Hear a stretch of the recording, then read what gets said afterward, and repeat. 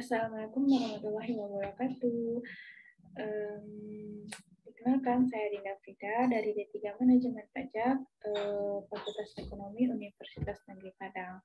Nah, kali ini saya akan membahas mengenai tata cara pemeriksaan pajak, yang mana pada minggu-minggu sebelumnya saya sudah membahas mengenai dasar dari pemeriksaan, baik itu pengertiannya, tujuannya, jenisnya, bahkan hak dan kewajiban dari si wajib pajak.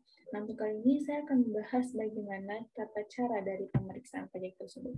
Mengulas kembali, pemeriksaan pajak ini kan adalah suatu serangkaian kegiatan mengolah data, keterangan, dan bukti secara profesional dan objektif berdasarkan standar, yang mana tujuannya adalah untuk menguji kepatuhan kewajiban dari wajib pajak. Nah, baik. Untuk yang pertama,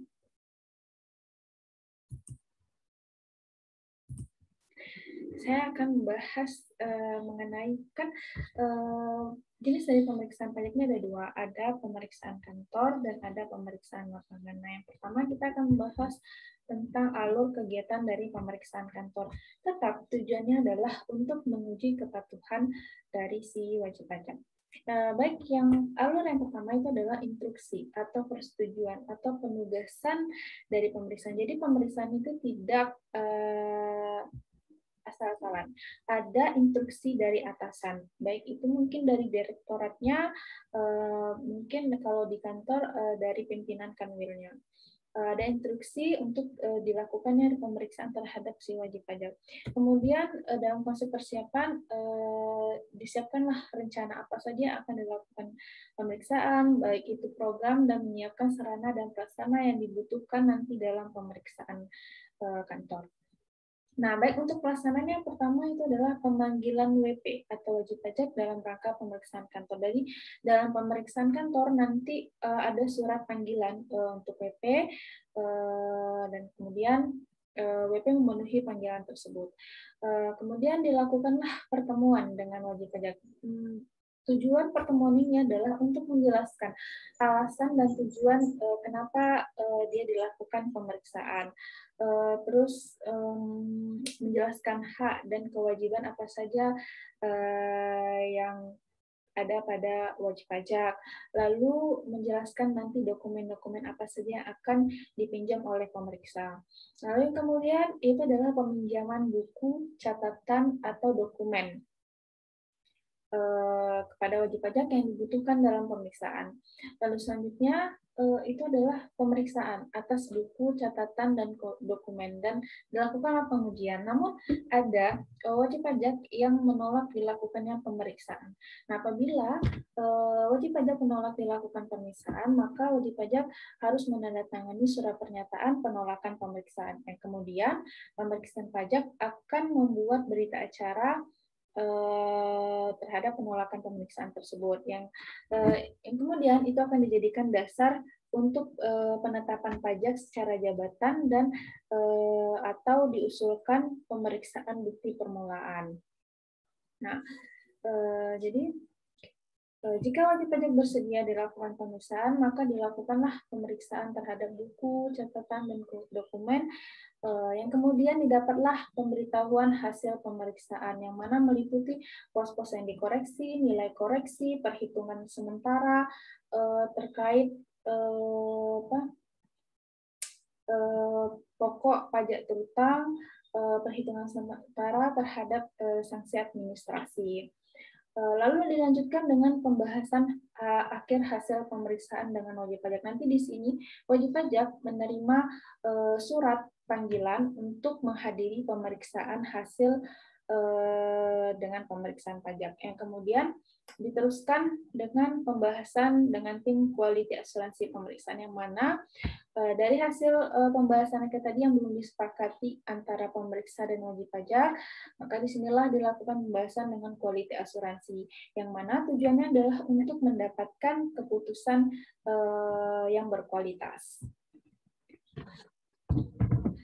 Lalu setelah didapatkannya keputusan yang berkualitas dan sesuai dengan ketentuan, maka dibuatlah berita acara pembahasan hasil tersebut.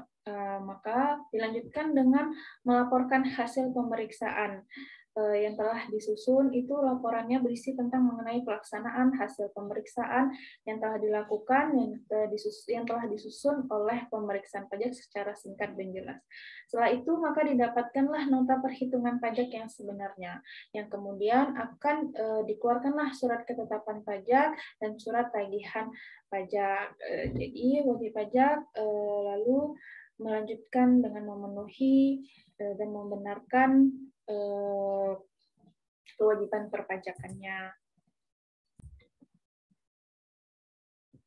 Tapi tidak lupa juga pada pemeriksaan kantor tadi, pemeriksa meminjam itu setelah selesai melakukan pemeriksaan, ia wajib mengembalikan buku catatan dan dokumen yang ia pinjam pada saat pemeriksaan.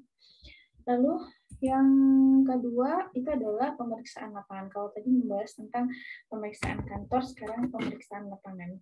Tetap sama, tujuannya adalah untuk menguji kepatuhan kewajiban perpajakan. Tidak jauh berbeda alur kegiatan pemeriksaannya. Nah, yang pertama itu ada instruksi atau persetujuan atau penugasan dan pemeriksaan. Sama dengan pemeriksaan kantor tadi, harus ada instruksi dari atasan, baik itu mungkin direktoratnya terkait perlu diadakannya pemeriksaan lapangan kepada wajib pajak. Lalu dilakukan persiapan rencana pemeriksaannya, program pemeriksaannya bagaimana, dan menyiapkan sarana dan prasarana pemeriksaan yang akan dilakukan. Nah, mengenai pelaksanaannya, yang pertama itu adalah pemberitahuan pemeriksaan lapangan kepada wajib pajak. Kalau tadi dalam pemeriksaan kantor itu wajib pajak diberi surat panggilan ke kantor Direktorat Jenderal Pajak. Nah, kalau dalam pemeriksaan lapangan itu wajib pajak diberi surat pemberitahuan kalau nanti ia akan dilakukan pemeriksaan lapangan, yaitu di tempat kedudukan atau di tempat badan usahanya. Lalu kemudian dilakukanlah pertemuan dengan WP. Sama, tujuannya adalah untuk menjelaskan terlebih dahulu, karena itu adalah hak dari wajib pajak mendapatkan penjelasan mengenai alasan dan tujuan dilakukan ia pemeriksaan, terus bagaimana hak dan kewajiban si wajib pajak. Lalu untuk peminjaman dokumen yang akan nanti diperlukan saat pemeriksaan, itu harus pemeriksa jelaskan kepada wajib pajak, karena itu merupakan hak dan merupakan kewajiban dari si pemeriksa. Lalu dilakukanlah pemeriksaan di tempat wajib pajak. Karena ini adalah pemeriksaan lapangan, maka pemeriksaannya dilakukan di tempat wajib pajak, di tempat badan usahanya. Tapi kalau pemeriksaan kantor tadi, pemeriksaannya itu cukup di Direktorat Jenderal Pajak saja, dengan wajib pajak membawa dokumen, buku, dan catatannya pada saat ia memenuhi panggilan. Nah, kalau ini pada pemeriksaan lapangan, pemeriksa memeriksa tempat WP dan meminjam buku catatan dan dokumen yang ada di lapangan tersebut. Lalu dilakukanlah pemeriksaan atas buku, catatan, dan dokumen, dan dilakukanlah pengujian. Namun ada WP yang menolak dilakukan pemeriksaan. Itu jika ia menolak, maka ia harus menandatangani surat pernyataan penolakan pemeriksaan, dan kemudian pemeriksa pajak membuat berita acara mengenai penolakan pemeriksaan. Nah, pada pemeriksaan lapangan ini ada dilakukannya penyegelan, yang mana bertujuan yang mana penyegelan ini dikarenakan wajib pajak tidak memberi keterangan atau tidak memberi kesempatan memasuki ke tempat ruang atau barang, tempat penyimpanan buku, catatan, dan dokumen. Lalu wajib pajak menolak memberi bantuan guna untuk kelancaran pemeriksaan.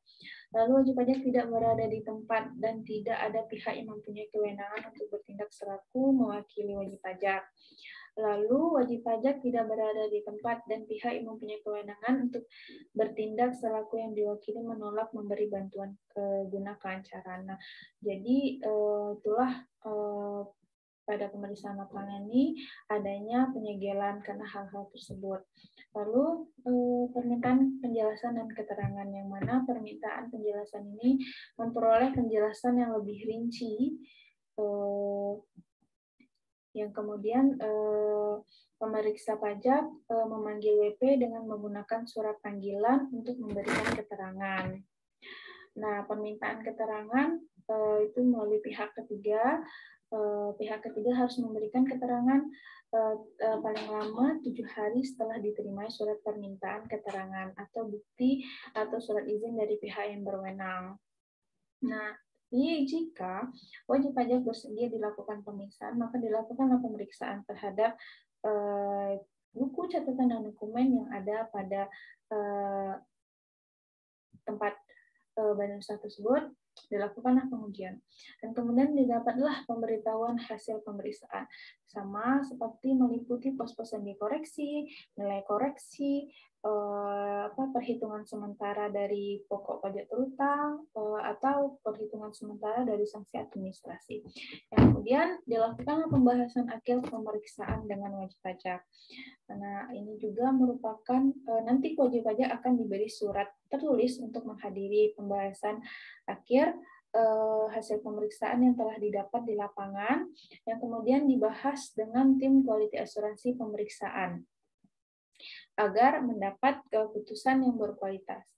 Yang kemudian dibuatlah berita acara pembahasan akhir pemeriksaan, dan kemudian dilaporkan dengan hasil pemeriksaan yang telah itu berisi tentang pelaksanaan maupun hasil dari pemeriksaan yang telah disusun oleh pemeriksaan pajak.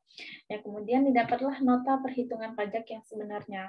Lalu diterbitkanlah surat ketetapan pajak dan surat tagihan pajak, yang mana wajib pajak harus memenuhi kewajiban perpajakannya setelah dilakukan pemeriksaan. Dan tidak lupa dokumen yang dipinjam tadi dikembalikan lagi ke wajib pajak. Baik, mungkin itu saja yang dapat saya jelaskan. Semoga bisa bermanfaat.